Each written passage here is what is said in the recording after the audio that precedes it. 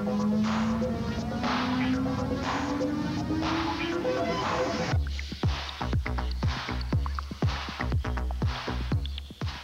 evening, welcome to Nightline. I'm Neil Fitzpatrick. Tonight on the program, a topic that's been very much in the news here in Edmonton recently, sexual harassment.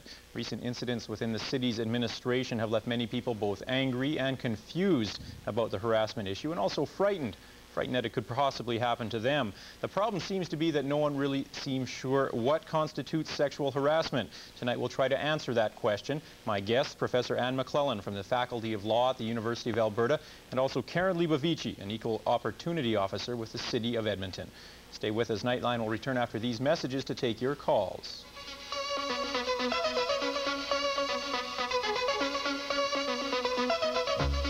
Harassment. We have two people on the program tonight to discuss that issue.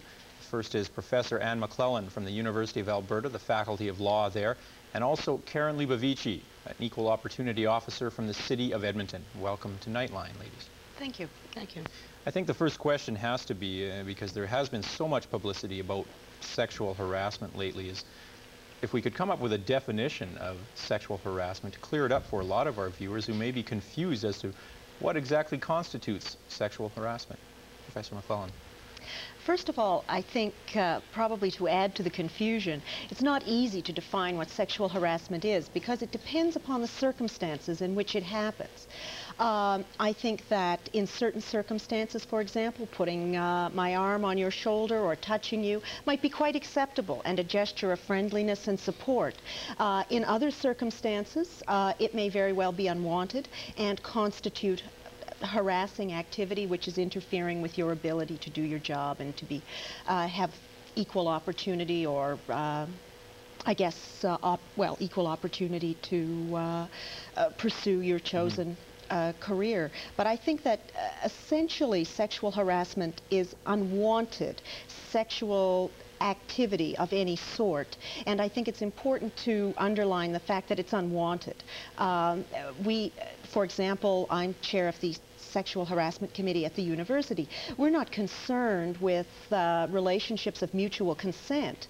In fact, what we're concerned with are actions of a sexual nature which are unwanted and are thrust upon another person and will interfere with that person's ability to do their job or pursue their studies as a student. It creates an atmosphere of intimidation, hostility, fear. Students may be fearful of perhaps coming to class. A staff member may be fearful of coming to work because of the kinds of unwanted attentions that they might expect in the workplace. All right, so the key word is unwanted. Now, Ms. Leibovici, at the City of Edmonton, there's a comprehensive sexual harassment policy that's been set up there the last couple of years. Are there specific guidelines saying this is sexual harassment, this is not sexual harassment? It's still kind of a gray area to say it's unwanted because that's kind of left up to the individual then. What does the city have to say about it? I think much like the University of Alberta, the city also feels that sexual harassment is an unwanted activity. What we've done at the city is actually have produced a couple of pamphlets dealing with the issue of sexual harassment, and the first one talks about sexual harassment is distributed to all the employees, and it explains what it is and what it isn't. It says that we're not interested either in terms of the mutual kinds of relationships that occur between individuals on the job, but we are interested in situations that become coercive and are one-sided. We feel that it can happen one time or it can happen many times. It may occur amongst co-workers as well as between supervisors and between employees, and it may also occur off the job. It may carry over, and that's something that we would be concerned about. It includes, and in the list, I'll just go through it, it talks about verbal abuse, unwelcome remarks or ridicule about a person's body, clothing, display of pornographic or other offensive pictures, practical jokes which cause awkwardness, unwelcome invitations or requests, suggestive staring at a person's body, and then gets into areas that I think people are more familiar with in terms of demands for sexual favors and the actual physical touching, patting, pinching, etc. So those are some of the areas that we talk about in terms of sexual harassment. I think a lot of people out there, when the term is used, they think of, as you mentioned, touching, perhaps, fondling, whatever. But, Yeah. I mean, a dirty joke to a coworker could get you in a lot of trouble. It could be sexual harassment in the right circumstances, I think, especially if an individual makes it plain that they find that kind of joke humiliating, embarrassing. Obviously, then that is creating a barrier to that person being able to do their job or to study or whatever the situation may be. I think, as well, as Karen's mentioned, pictorial displays, pin-ups, for example. I think we all know of situations where on the job there may be pictures of men or women displayed on walls and wherever, in the coffee room. And these displays can be, in the right circumstances, harassing as well. What are some of the steps, and why did the city, first of all, undertake this program to educate its employees and its supervisors, for that matter, on harassment, what constitutes harassment? The city has had a policy for about 5 years that we are an equal opportunity employer, and that's something that we have not only as a policy, but it's on all our job postings, and it's something that we would like to make sure is a climate of equal opportunities throughout the city. In terms of developing the program, we looked at various areas we could first make inroads in. And we thought that we could look at areas such as potentially racial discrimination or other kinds of discrimination or harassment. When we debated it a little bit more, it seemed that the area where the majority of complaints came in, and we don't have a lot of complaints, but the majority that did come in, seemed to center around sexual harassment. And when you really look at the workplace, you're looking at relationships between men and women. You're either one or the other. You're either a man or a woman. And we thought that that would be a good way to start our program on equal opportunities, was with the sexual harassment program. There's been two, as we mentioned, widely publicized, actually 3 widely publicized cases within the city, and I know that there is a rule in effect that you as a city employee cannot really comment specifically on those cases, but maybe I could ask you this.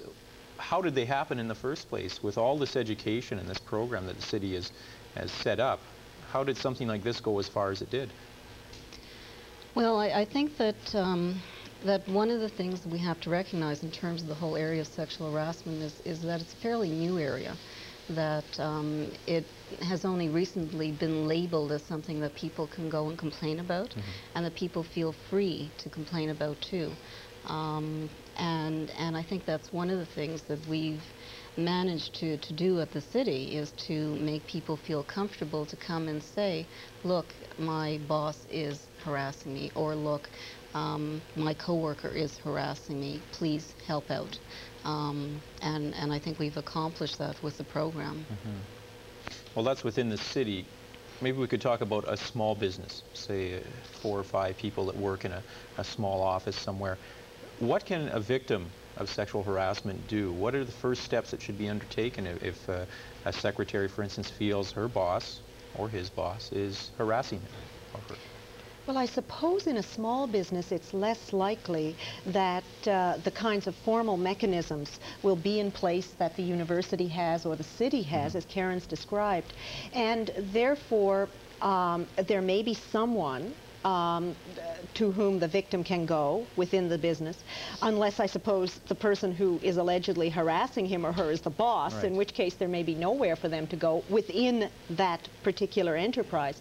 I think if that situation exists, the best place to go is to the Alberta Human Rights Commission, where in fact the Commission receives complaints in relation to sexual harassment. They will investigate, and then if they are unable to reach a settlement of the complaint, it may go to a board of inquiry.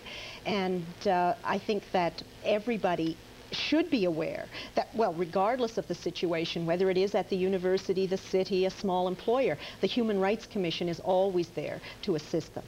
What are the legal consequences then if this does go to a hearing board? What can happen to the employer that is sexually harassing an employee? The employer could be fined, I suppose. The employer could. Well, it's difficult, I suppose, to suspend an employer. I'm actually thinking more in terms of what we can do at the university in relation to situations. Give us an example from the university. But at the university, for example, if a faculty member or a staff member were found to be guilty of harassment, that person could be dismissed, could be suspended, could be fined, could be reprimanded. If a student were found to be sexually harassing someone within the university, that student could be suspended, expelled, possibly fined or reprimanded as well. So within our context, I think there's a full range of remedial measures that could be taken against someone found guilty of sexual harassment. You mentioned the victims being a difficult thing to do, to come forward and lodge a complaint against a boss or a supervisor. Within the city, however, well, we've seen a couple of examples, as I mentioned, but do the victims receive any compensation, or what happens to them? It can be a very difficult thing for them to do. It could take months before they actually report what happens. Have you been, as part of this education package, make allowances for the victims and how to handle these problems? What we assure the victims, and I don't like to put it in the context of a victim, but the person that is making the complaint, is that they will not have retribution against them for making that complaint. In other words, we will try and support them in terms of their situation. So, for instance, if they came forward and made a complaint and it was founded and they were still working in that same situation, the supervisor could not then make life miserable for that person who's working with them. In some instances, you might have to look at the person who's making the complaint being transferred elsewhere, or the supervisor being transferred elsewhere. I think in the past it used to always be that the complainant was the one who suffered the consequences, as it were. If you came and made the complaint, you were the one that then were transferred elsewhere, or you were the one that was then shunned by everyone else in the city. That no longer is the case.